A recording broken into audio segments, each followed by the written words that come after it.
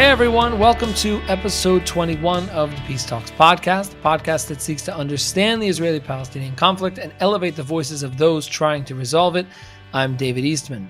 My co-host Daniel will be back in the next episode. For those who are disillusioned by the two-state solution, or who find a one-state solution anti-democratic or just unrealistic, are there other peace models that they can pin their hopes to? What if we could find a new way to frame what a solution to this conflict would look like that could benefit both the Israelis and Palestinians in meeting their security needs and national aspirations? My guest today is Phil Saunders. Phil is a peace activist who has been working with Path of Hope and Peace, a grassroots group dedicated to fostering positive personal interaction and friendship between Israelis and Palestinians. Phil is also working with other activists on the political movement called Abrahamic Federalism. Phil and I discuss how he got started in peace activism and some of the work he's been doing in recent years. We also do a deep dive on the concept of Abrahamic Federalism and how it contrasts from the two-state and one-state solutions, and how a dynamic federation model is better suited for the diverse groups that make up the population in this region. Lastly, we discuss the normalization agreements between Israel and some of its Arab neighbors, and how those agreements will affect the prospects of peace between Israelis and Palestinians. I really enjoyed this conversation. Phil has a profound understanding of the people involved in this conflict. He also has a lot of knowledge about the different proposed models for peace. But beyond all that, what I was most inspired by was his quiet bravery and humility that he displays in his work and also in our conversation. If peace is ever going to be possible in this tortured region, it is because of people like Phil. So without further ado, I bring you Phil Saunders. Hey, Phil, thanks so much for coming on the podcast. It's great to have you on. Hey, thanks, David. It's great to be here. Thank you so much for inviting me to be part of the amazing work you're doing, showcasing peacemakers and peace activities in this land.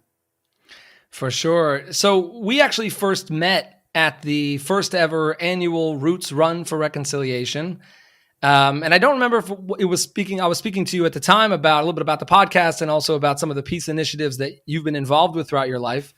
And I don't remember if it was at that time or at some subsequent conversation we had where you mentioned this sort of eye-grabbing concept of Abrahamic Federalism. So I want you to go into that, in detail on that idea and what exactly is Abrahamic Federalism. And I also want to speak to you about the peace initiatives that you've both helped create and work with for many years. But Right. before we do that, could you give us just a little bit of your background? When did you come to Israel? Why did you come to Israel? And why did you decide to devote yourself to being a peace activist, if that's a label that you subscribe yourself to? Sure. Okay. I'm a British Jew, and I moved from London to Israel in 2005.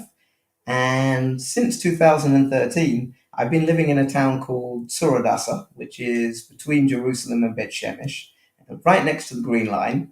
And there are Palestinian towns just on the other side.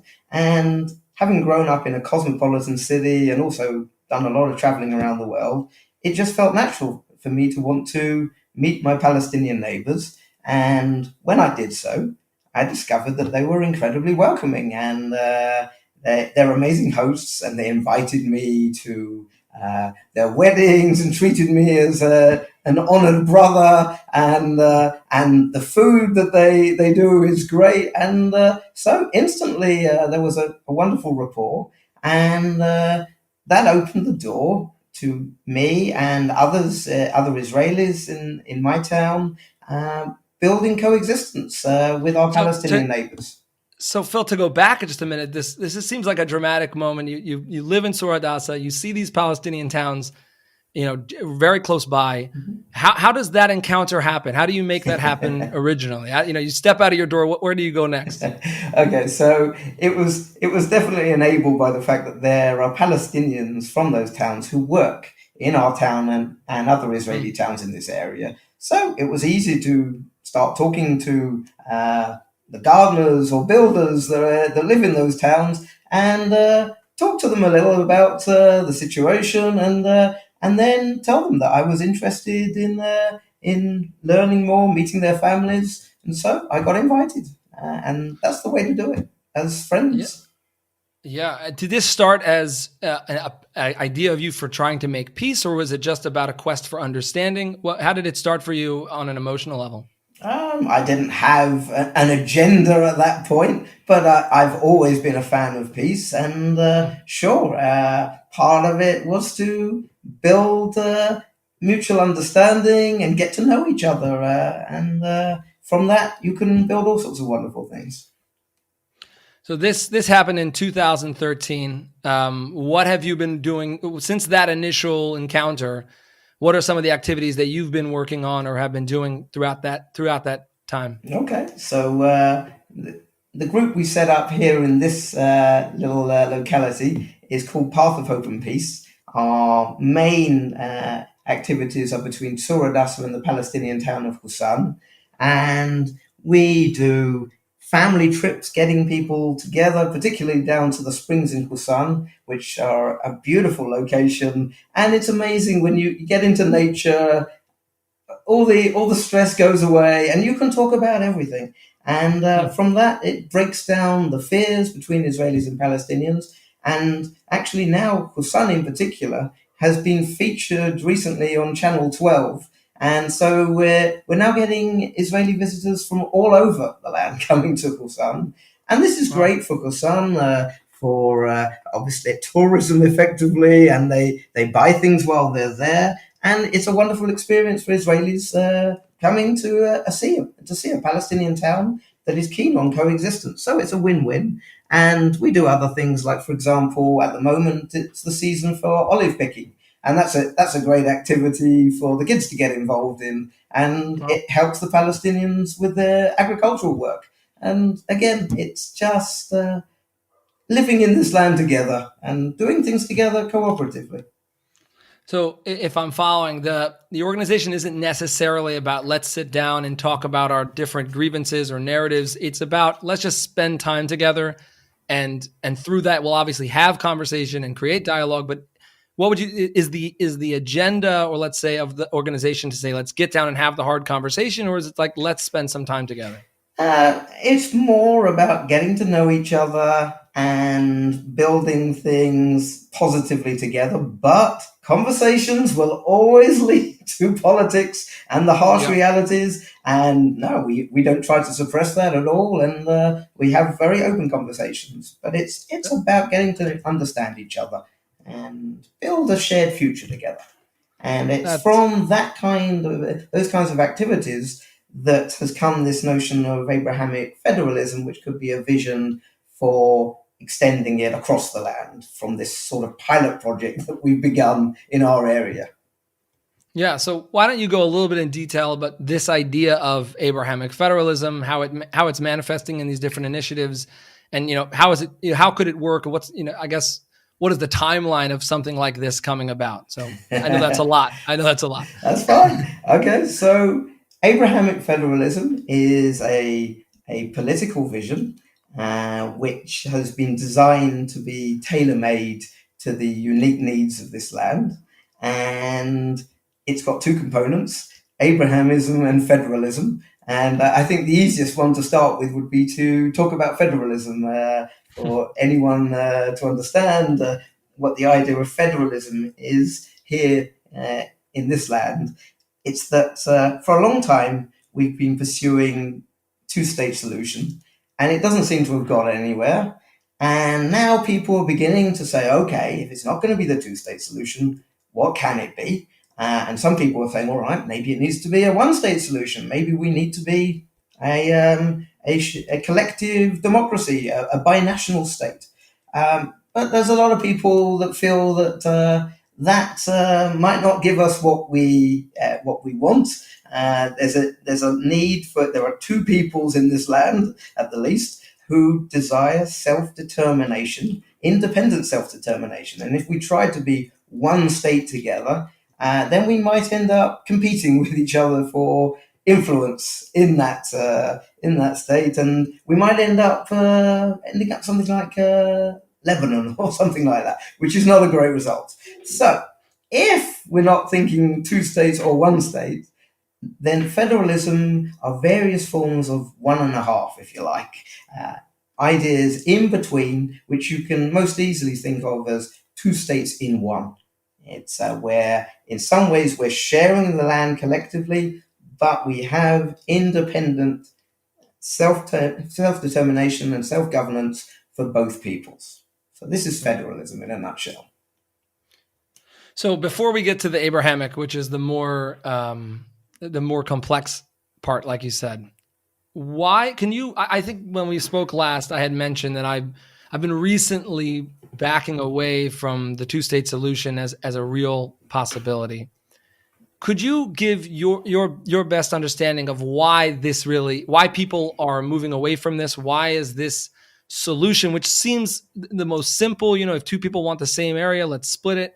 Why does that not seem to be a viable option anymore for a resolution for peace? Well, I would say that it doesn't seem to be what either of the two peoples really want, from my experience. Cutting up the land means each side would get half, or maybe not actually a half and half, depending how you cut it.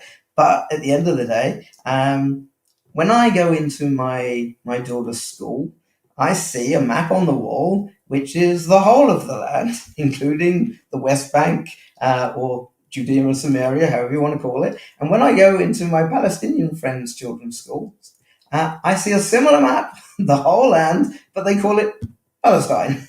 And so each of these peoples love the whole of this land, and they're not looking to just get part of it.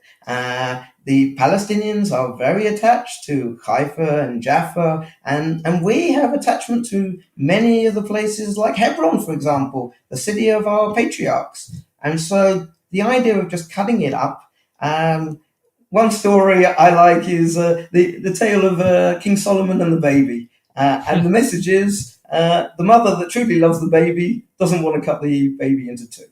And so that may be the reason why it hasn't happened, because it's not actually fulfilling either side's dreams. In which case, maybe we need to be more creative and come up with ideas that can give us genuinely what we want by sharing this land, and yet still getting the independence and security and prosperity and dignity and justice and all of these things whilst coexisting in this land. And so that's the vision. One of the issues I have heard around federalism, and again, we'll get to the Abrahamic, and that may be part of the answer. One of the issues I've heard about the idea of federalism is what it would essentially do would have to allow, and correct me if I'm wrong, freedom of movement between the two peoples. So Palestinians would be able to move freely through Israel and Palestine, however those territories manifest themselves, and that creates obvious fears, especially for Israelis who think that type of thing would lead to more terror or more attacks, or a lack of security. So how some of those, and that there's obviously, I'm sure, Palestinian issues with it as well, insofar as they don't, they're not getting right of return, etc. So what are some of the ways that these obstacles can be overcome, just on the federalism point, again, getting to the Abrahamic? Sure. Okay. So yes, absolutely. The vision is that we would share the land and have full freedom of movement and the ability to live in all parts of the land. But that doesn't mean necessarily living in each other's towns, just to make it clear. But there would be Jewish towns and Palestinian towns dotted around in it. And yes, of course, some people would be afraid and say, hang on, how on earth are we going to manage security in a situation like this? But the reality is, first of all, there has been excellent security coordination between Israelis and Palestinians, in the West Bank at least. And so that is the model going forward. Whatever we're going to set up, it must not jeopardize security. We are not suggesting, hey, let's just all throw down our weapons and group hug and everything will be fine. No. We've got to recognize that this thing needs to be robust for lots of reasons. There are spoilers out there who would try to wreck such a future, and we need to make sure that we don't give them the chance to direct the agenda. So we've got to create something that has wide appeal across the full political spectrum, so that the vast majority of Israelis and Palestinians would be getting what they need in this vision for the future, and therefore would work together to make it happen and then you've only got some extremists that you then need to manage, and effectively they become criminals that are against the wishes of the mainstream population on both sides. So yeah, it's got to be strong, and if it doesn't deliver security and prosperity and a robust future, which isn't going to just explode at the first sign of trouble, then that's not going to work. So no, we wouldn't want to do that.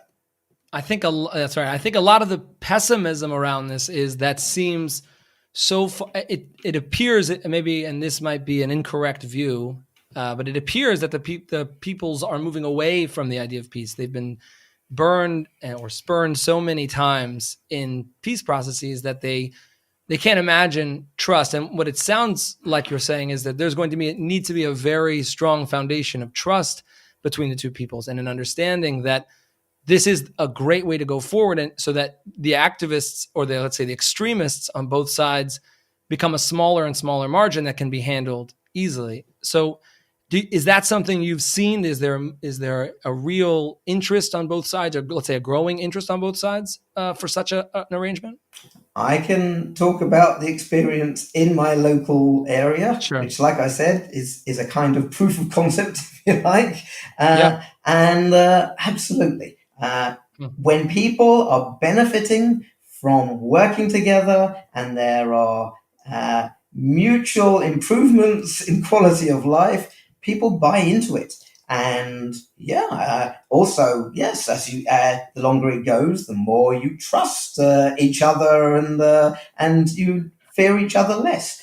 But it can't just be that it's purely grassroots people, because you have to also engage the security forces, the governments, etc., to protect it. And so absolutely, we've managed to do that here on a mostly grassroots level, but we have reached out to some of the leaders in the area, and it's all been very helpful. So now, can I guarantee that what we've managed to build here will work in every other place in the land? I think the answer is no, and I think actually the answer is it's likely to be different in different areas. This is a very multicolored land with all kinds of different people, and so yes, the model would need to be tailored to each individual area, and that's where the Abrahamism element comes into it.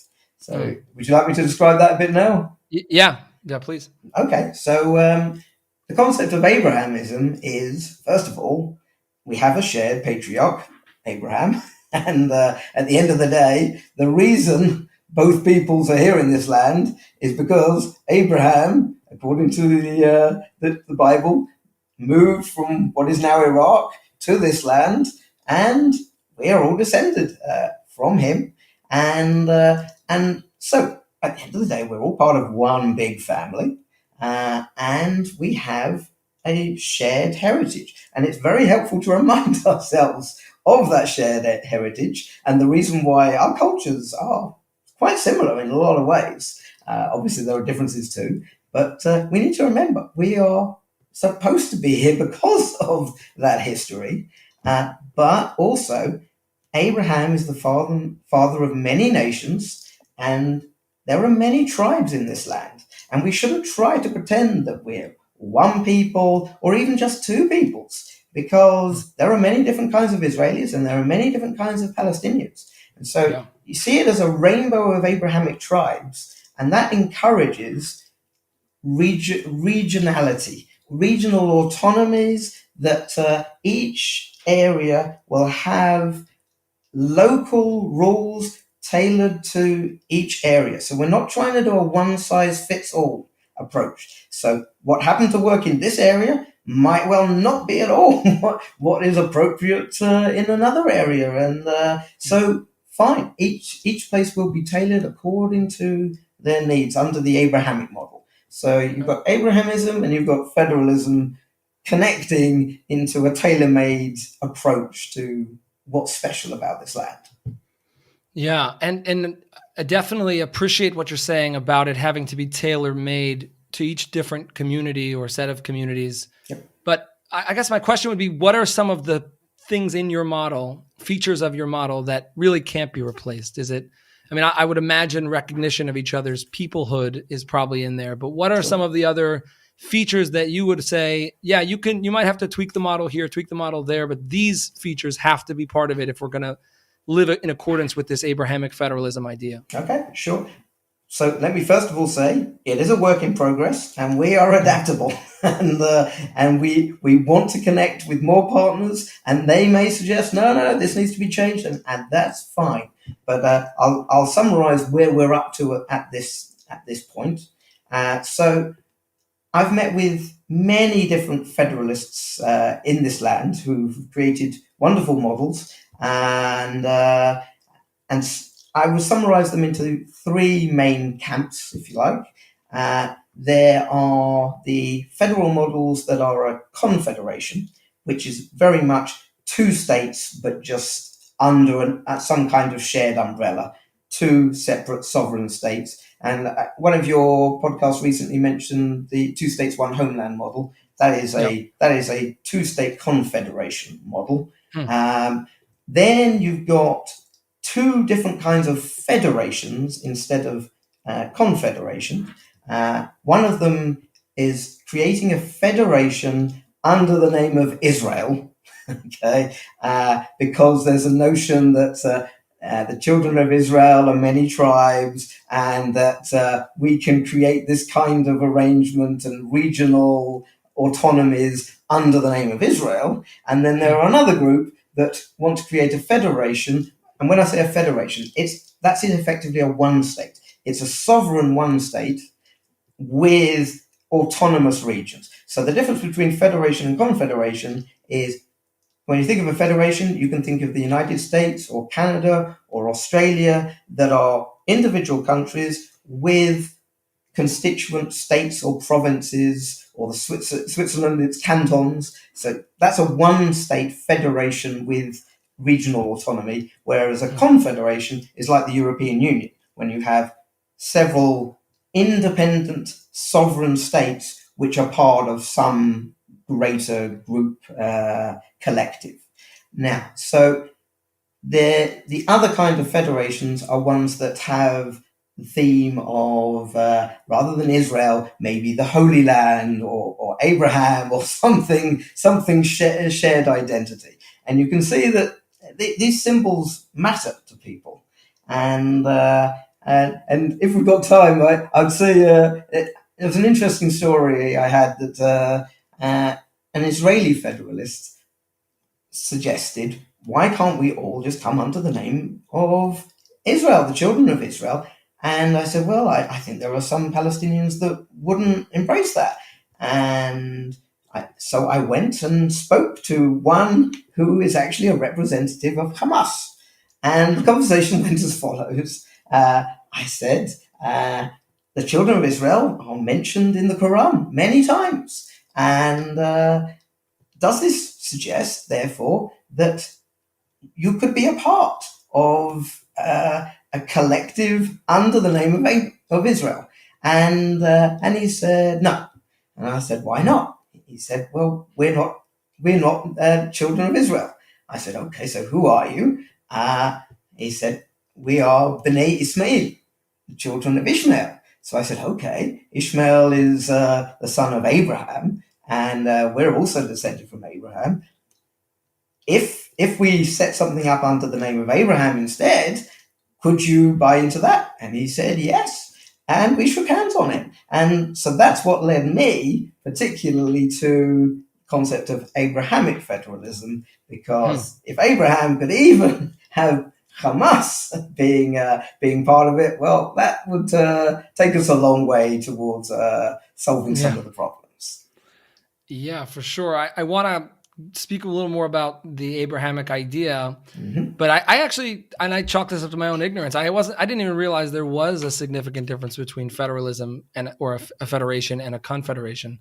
Yeah. So, your model, as I understand it, is more of a federation. What are the issues? And I'm not, you don't have to call in any organizations out, but what are some of the issues you see with the confederation model as opposed to the federation model that you seem to advocate for. Okay, so as it happens, we are at the point of saying we believe in a hybrid between federation and confederation. Because there's a lot of argument between different federalists as to whether it's going to be a confederation or a federation, whether the sovereignty is going to be up top or down below. We feel that actually that's focusing on the wrong issue. The right way to do is to look at how many things do we need to share and how many things do we need to keep separate. If we're sharing them, then that's closer to a federation. If we're having separate, that's closer to a confederation. So let me give you a few examples. First of all, I think the land is one. Okay, so we're keeping one land. Okay, but also something like, for example, a water authority. We wouldn't want to have two different water authorities. It's very difficult to separate up water resources. So we should be sharing the land and its resources. Also, a currency. We have one currency, and I don't think anybody's suggesting that we should be splitting up and having separate currencies. But there are other things that we definitely want two of. We are two nationalities, and we shouldn't try to be one. We want to be self-governing independently, and that means we should have two separate parliaments. Now, that's not a federation. That's more like a confederation. We would probably want two different sets of passports and two seats at the United Nations. We already have representation, both peoples at the United Nations, and the idea of merging that into one voice would be very difficult. Both peoples want their voice to remain at the international stage. So you've got some things that we want to be different to two peoples, but there are some things that we definitely want to share. And by the way, security is something clearly that's going to need to be managed at the upper level to make sure if we just had Israelis looking after security for Israelis and Palestinians looking after security for the Palestinians, then what happens when Israelis and Palestinians meet? Who's looking after that? So you need to have security coordination at the least, and I would suggest federal police to handle situations between Israelis and Palestinians. But I say police, not the army. At the moment, the army takes the role of acting as a police force in internal issues, and that is not the vision for us. The job of an army is to protect the collective external border, and that's what the army would be doing, as it does in all the other countries in the world, usually. Yeah, definitely. So I hope I answered. We're in between a federation and a confederation, something unique. Right, that's fascinating. I know you're still getting down the details and working them through, but I'm curious to like the governmental mechanics of that. So where would people vote for? How would that work? And how would we ensure that, one of the big fears, again, I think Israelis sit with a lot, is that if we allow too much, this is a terrifying statement, but if we allow too much democracy, we could be run over. If we accept all the Palestinians and they could all vote, we'd be voted out of existence is one of the fears that I think animates, for sure, the Israeli side of the conflict. So in what ways does the Federation-Confederation hybrid manage those concerns? Absolutely. Yeah, the reason for having separate parliaments and separate nationalities is that means both peoples will be self-governing regardless of future possible demographics. It means that Jews will be ruling themselves regardless of how many Palestinians end up in this land, and Palestinians will be ruling themselves regardless of how many Jews are in this land. And there won't be federal overlords.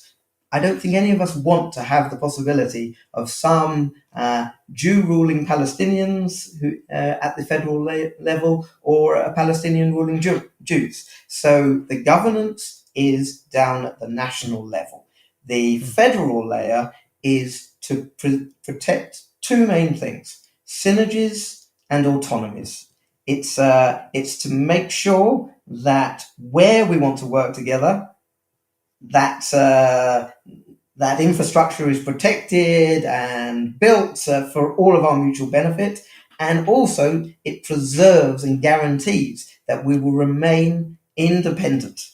the two peoples. And that means that suddenly the doors are open for the right of return and the law of return, as we have. We're no longer in competition because we are guaranteed to be self-governing no matter what. But I would say, I don't think any state should just open the doors instantly and have floods of new people moving in, because you've got to build the infrastructure in the economy to be able to handle them. And there's actually an interesting example to learn from, which was the unification of Germany. What happened is the wall went down and instantly West Germany and East Germany were united, and things changed very rapidly. And what happened, for example, is that East German companies were much less developed than the West German counterparts. And so suddenly the West German companies could offer their products in East Germany. Suddenly the East German companies weren't competitive anymore and went bankrupt. So that was very bad for the owners of East German businesses. Meanwhile, lots of the East German citizens saw the prospects of, wow, we can live in the much wealthier West Germany, and so they moved there to get higher paid jobs there. And what that caused is significant competition for the West Germans for those jobs. Salaries went down, but rents went up because there was more demand for living there. And so this wasn't great for the West German citizens. So what you got to do, if we are going to build a more connected future, it's got to be done in a managed way so that it remains win-win for everybody. Otherwise, there's going to be a mess and people are going to be resisting it. The whole idea is to build something like we did here, slowly, stage by stage, where everybody benefits. So I'd like to shift a little bit now to the Abrahamic point and maybe just touch on one of the questions I have about that. So one of the things that's interesting, I believe this is true, what I'm about to say. I know that in the Bible, the story goes that Abraham was told to sacrifice Isaac, and he also cast, at a different point in time, cast Ishmael from his house. And I believe, I could be wrong about this, that in the Quran, those stories are flipped. And that might not be right about the Ishmael being cast out. I don't know how they keep it, but I'm fairly certain they definitely have Ishmael being the one. Yep, they believe. Who was almost sacrificed. What I'm going to say, I'm not a religious person, okay? So this is not my forte. However, we do not have a problem with the fact that there are several Abrahamic religions, and we value all of them, and they have different beliefs. And even within those three Abrahamic religions, there are many different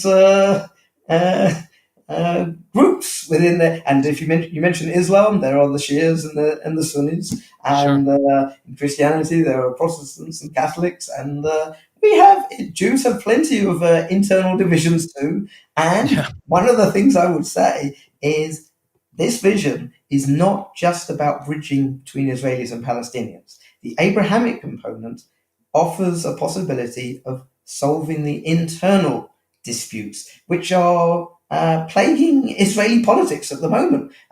We've got ultra-Orthodox Jews and secular Jews who want very different things. And if we try to apply a one-size-fits-all approach for all Jews, they're not all going to get what they want. Whereas if you go the Abrahamic approach and you see them as different tribes, as President Rivlin said, there are 4 tribes, then you need to give autonomies. And each of these people will live according to their customs, subject to certain federal laws. Thou shalt not kill will apply to everybody, and lots of things at the security level, like I said, to guarantee all of our needs and prosperous future for our children in this land. So yes, it's supposed to tackle the internal issues as well as between Israelis and Palestinians. Interesting. So I was doing some research and found two articles that mentioned some of the work you've been doing. One was from Times of Israel in 2016 when a philanthropist named Sammy Joels donated some money to have a bike bought for a Palestinian girl who had it destroyed on purpose or not by border police working in Hebron. And he saw this and was affected because he remembered anti-Semitism in Europe, which, of course, that idea startles someone that you can have him remembering anti-Semitism in Europe because of what Israeli soldiers did to a young Palestinian girl. But somehow you were contacted to help facilitate this girl getting a new bike. And then I saw another article from 2018, which is about where you were working in the Palestinian village of Husan to have a medical clinic built. So I guess I want to go into what is some of this? Just seems like very exciting piece work that you've been doing. How have you been able to arrange to be someone that people know you can call and you can, get these things done and get it to the right people? Well, Path of Hope and Peace has a Facebook page, and it's amazing how Facebook can spread a message around the world. We've ended up with members all over the world, and people will sometimes contact us to help out with whatever thing they might be working with. Last week, I was distributing KN95 masks in Busan that an organization had obtained from China. And so, happy to be the delivery man for that. And in the same way, with the bike, this man in Herzliya wanted to square the circle of his family history, and he wanted to buy a replacement bike for that little girl in Hebron. And again, we were very happy to be the ones to make that happen, and it was a beautiful, beautiful story. And we've ended up involved in all kinds of things. But it's amazing how if you just have contacts with people, you can go anywhere you need to make things better. So we don't just operate in our little locality. We have been involved in other areas, and we have great relations with other peace groups that we met. The two of us met at Roots at the Run for Reconciliation. They're doing awesome work there, and we have relations with all the other peace groups because. With my Abrahamic hat on again, the whole idea is we should be connecting across the spectrum, connecting between religious and secular, between left and right, and traditional and modern, and east and west, everything.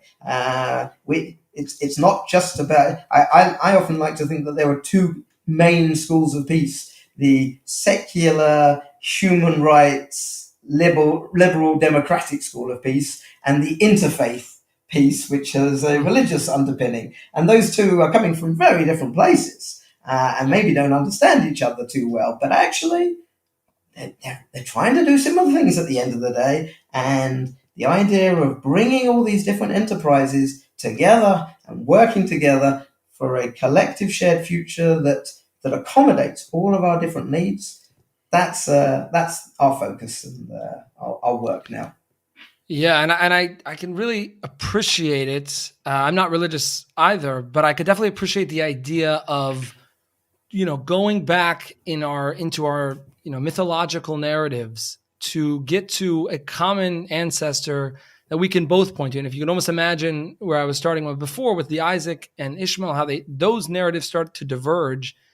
Each story claiming to be, the other one was the anointed one. This one was the one who was cast out. So, but if you go back just one generation further, you get to the one where we both agree on. So it seems to me a very good path to start with, start with the last place in our history that we were had a common view. Yeah. So it's worth going back to the commonalities that we share and not making too much of the differences and actually cherishing the differences. Okay, it's fine that we have different religions and different beliefs and different cultures. That is a beautiful thing. We shouldn't be trying to merge them all until we end up with agreeing on everything about our religious history or whatever. It doesn't matter. Okay, if we value each other and respect each other's beliefs, then there's space for all of us in this land. And I see us as complementary, not contradictory. That's the key message here. There is value in having relations with each other, and the fact that we're different means that we're complementary. Okay, if we were the same, then we wouldn't be getting anything different from each other. But we're different, and that's a wonderful thing. and it's a beautiful, it's a rainbow of peoples in this land, and I love that. And I wouldn't want it to be tried to be merged or assimilated. Neither of the peoples want to assimilate with the other. That's also another huge fear, and that's not the idea at all here. This is about harmony, not unity. So maybe shifting, I know we're coming up on our time, but shifting here towards sort of current news. What are some of the ways you think the normalizations that are happening between the state of Israel and Arab countries like the UAE and Bahrain and now recently Sudan, or I don't know if that's been officialized yet, but it's working in that direction. What are some ways that those normalization ties are affecting your vision of Abrahamic federalism? Do you think that they are helping them along? Do you think that they are hurting the chances of it? What are your thoughts on how this will affect your vision? Okay, well, the peace deal with the United Arab Emirates is called the Abraham Accords, and it shows that Abraham is a key point, the Talk about place, a proof of concept. Yeah. Absolutely, where we connect. And the idea of having regional peace is something wonderful that we've dreamed for decades or longer. And yes, I see it as a great step forward, but it does complicate things for the Palestinians, certainly, who are feeling like they've been sidelined in that process. And so it's definitely time to bring them back in. So I think I see this as an opportunity, but we've got to make sure the Palestinians are part of it too, rather than having deals being done behind their backs. So it's time to all sit back down and start charting a future where we're seeing this as a win-win rather than a zero-sum game. If the Palestinians see that Israel striking a peace deal with another Arab country is a win for Israel and therefore a loss for the Palestinians, I think that's not looking at it in the right way. I think the right way is to say, great, okay, we've now building peace with another country in this region, which should make it much easier for us to build peace internally as well, if we decide to work on it together for mutual benefit. Nice. So, Phil, you mentioned your Facebook page, The Path to Hope and Peace. Where else can people go to find out more about the work you're doing and learn more about it? Yep. So, Path of Hope and Peace is the Facebook page mainly. The Abrahamic Movement is our website, abrahamic.org. And there are details of our plan as it is currently developed. It is a work in progress, and we invite people to get involved, and we're looking for more partners. Also, there are answers to frequently asked questions on that website, and you can contact us through that website and become partners or ambassadors spreading the message. And we're keen to take this to a higher level. We believe it's developed enough now that people should be hearing about it at the political level. And also maybe it's time to bring in some political scientists and international lawyers to build some of the details to make sure it's all buttoned up properly for presentation at the political level. But really, it's time, and especially maybe to get to statesmen in this land. So, for example, President Rivlin, who talked about the many tribes in this land, I think it could be something that he would be very interested in. So if anybody's got connections to the political level and statesmen in particular, I think now is the time. That's awesome. Yeah, and I will put the links to those in our show notes. And yeah, I definitely encourage everyone to go check them out and read up on them. One of the great things since I've been doing this podcast is hearing the plethora of creative ideas that people are coming up with to try to solve the Israeli-Palestinian conflict. And this one certainly sounds like one with a lot of promise. So, Phil, I want to thank you so much for coming on the podcast. It was really great speaking to you. And reading about you today, I just became inspired by the work you've been doing as an activist. So I appreciate your work, and I wish you all the best in your vision. Thank you so much. And I just want to say, while we're saying thank you, we're only able to do this because so many other people are doing amazing work. And the federalism, there have been many people working on federalism for decades. And so we're standing on the shoulders of giants here. We haven't created all of this ourselves. In many ways, we're cherry picking the best of the various different models, two states, one homeland, and the federation movement, and everything. The idea is we should all work together to build this. Fantastic. Well, thanks a lot, Phil. Okay, thank you too. Bye for now. Hey, thanks so much for joining us. If you would like to share feedback on the episode you just heard, or on the podcast in general, please visit our website where you can leave feedback and give us a star rating. Daniel and I always love to hear from our listeners, and it helps us to improve the show. The link will be in the show notes. If you're listening to this on our website, you can subscribe to the podcast on Apple Podcasts, Spotify, Stitcher, or wherever you get your podcasts.